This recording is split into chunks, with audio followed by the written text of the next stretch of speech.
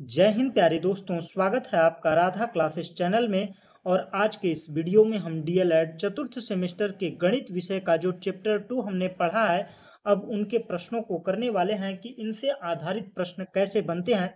आइए जानते हैं, बारी बारी से प्रत्येक प्रश्न को करेंगे जो आप लोगों के लिए काफ़ी महत्वपूर्ण है। यह जो चैप्टर है आपके सीटेट और यूपी टेट और आपके परीक्षा के लिए काफ़ी महत्वपूर्ण है। यह चीज़ें आप लोग ध्यान में रखिएगा। इकाई अंक देखकर आप बता सकते हैं कि वह क्या होगा, पूर्ण वर्ग होगा या नहीं होगा। अगर लास्ट में 2, 3, 7, 8 है तो क्या है, पूर्ण वर्ग नहीं बनेगा। इकाई अंक देखकर पहला ट्रिक ये है।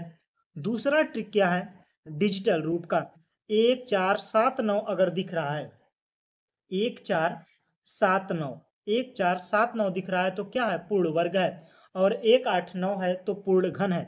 तो चलिए आइए करते हैं। तो सबसे पहला बहुविकल्पी प्रश्न है, किसी संख्या का वर्ग होता है, संख्या को 2 से गुणा करना, संख्या का उसी से गुणा करना, संख्या का 3 से गुणा करना, संख्या का 2 से भाग देना। तो किसी भी संख्या का वर्ग का मतलब है जो संख्या दी हुई है उसी संख्या से गुणा कर दिया जाए तो क्या बन जाता है, पूर्ण वर्ग बन जाता है। तो कौन सा ऑप्शन सही होगा, ऑप्शन बी सही होगा। बढ़ते हैं अगले प्रश्न की ओर। तो अगला प्रश्न है, -9 का वर्ग क्या होगा। मतलब ये पूछ रहा है कि -9 का स्क्वायर क्या होगा या वर्ग क्या होगा। तो -9 गुणा -9, माइनस माइनस क्या हो जाता है, प्लस, 9 81। ऑप्शन डी सही होगा। चाहे -9 गुणा 9 कर दें, चाहे -9 गुणा -9 कर दें, तब भी क्या होगा, मान 81 ही प्राप्त होगा।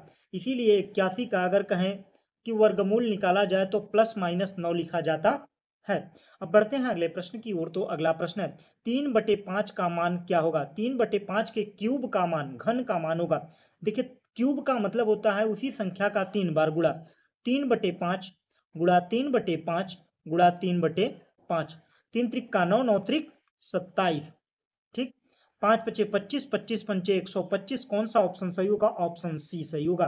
बढ़ते हैं अगले प्रश्न की ओर। तो इनमें से कौन सी संख्या पूर्ण वर्ग नहीं है।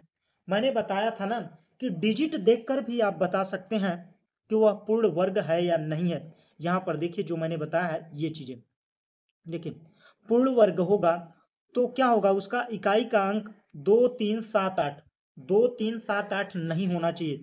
इसके अलावा 1, 4, 7, 9 हो सकता है। 1, 4, 7, 9, 1, 4, 7, 9। अब आइए देखते हैं, पहले क्या है, 2, 3, 7, 8। अगर यह संख्या लास्ट में है तो क्या होगा, पूर्ण वर्ग नहीं होगा। तो 4 है, यह भी हो सकता है, 5 है, यह भी हो सकता है, 1 है, यह भी हो सकता है, 8 नहीं हो सकता है। तो इसमें से 3 ऑप्शन। तो यहाँ पर जो डिजिटल रूट वाला ऑप्शन है यह भी अपना सकते हैं।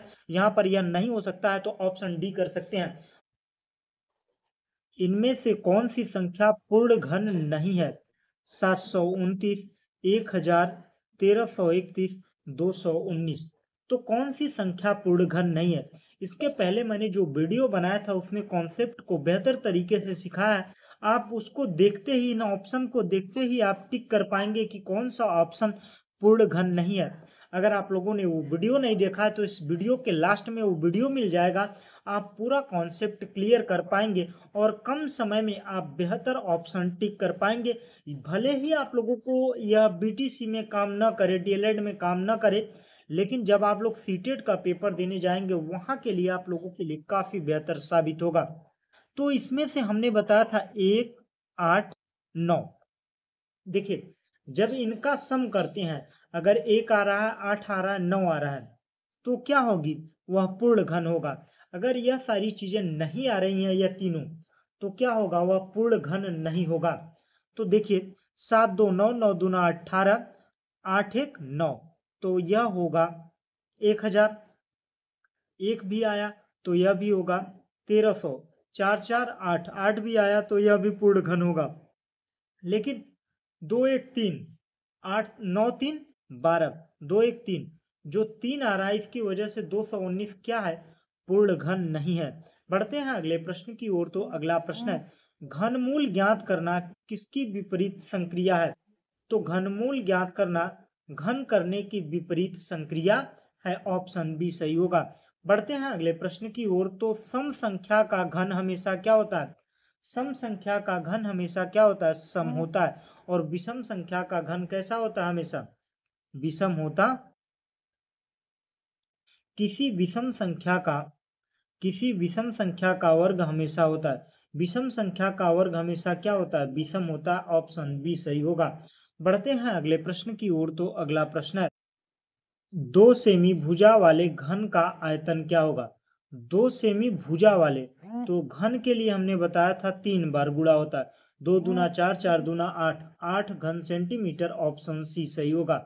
अब देखिए हमने बहुविकल्पी प्रश्नों को किया है, अब हम अति लघुत्तरी प्रश्नों को करेंगे। तो वर्गमूल को किस चिन्ह से प्रदर्शित किया जाता है? तो करड़ी चिन्ह से प्रदर्शित किया जाता है।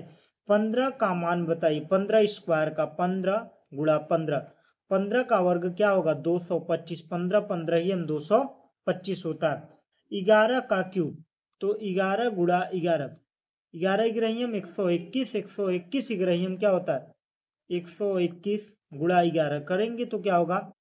1 3 3 1, 1331 होगा।